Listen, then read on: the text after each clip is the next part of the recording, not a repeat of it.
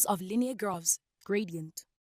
Gradient simply refers to the steepness or the slope. If we are cycling on a flat road, the gradient is 0.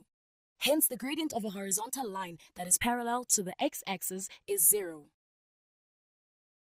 If we are cycling uphill, the gradient is positive as the road is steep. It is more challenging to cycle on a road with a higher gradient than on a road with a lower gradient, as the road will be very steep.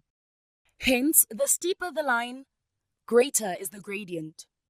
Let's consider the hill road to be our hypotenuse and mark the endpoints of the hypotenuse as A, XA, YA, and B, XB, YB.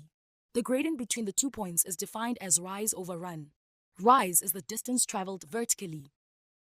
It is the vertical change between any 2 points, or delta y. It is measured as YB minus YA. Run is the distance traveled horizontally. It is the horizontal change between any 2 points, or delta x. It is measured as XB minus XA. To calculate the gradient, we compare the vertical change over horizontal change between any 2 points on this line.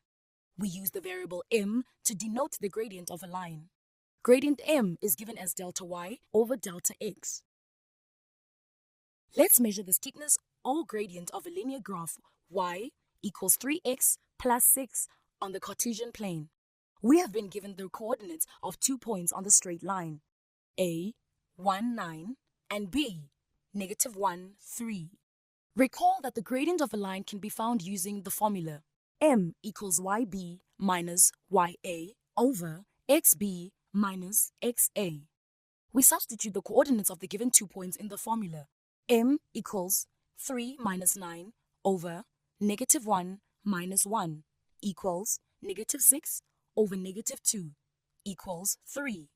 Therefore, the gradient of the line is 3. Observe that the value of the gradient is also the coefficient of x in the equation of the graph y equals 3x plus 6.